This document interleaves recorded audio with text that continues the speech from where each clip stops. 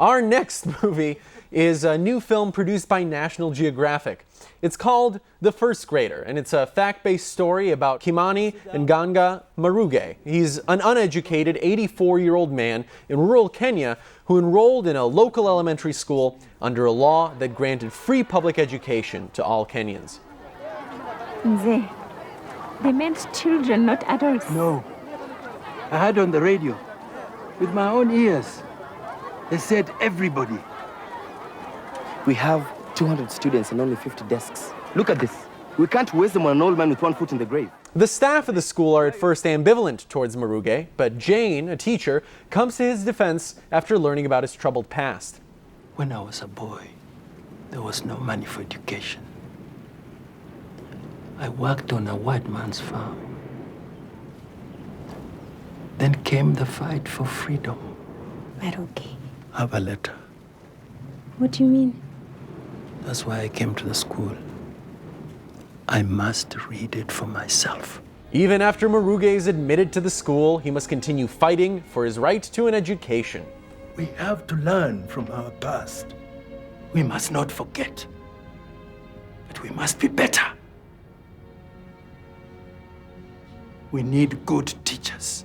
The First Grader is meant to be inspirational, but I found it patronizing, not only towards its viewers, but towards the characters as well. No one, not even Maruge, seems like a human being.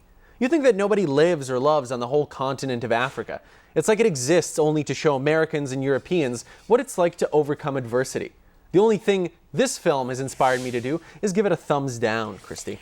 I am thumbs up, not hugely enthusiastically so. I like Naomi Harris in it very well as the teacher who agrees to teach Maruge.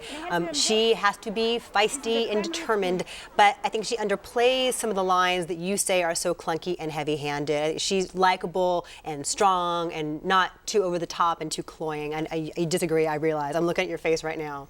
You don't agree at all. Yeah, but all of this is just, you're just circling the fact that this movie is trying to turn Kenya into a successories poster.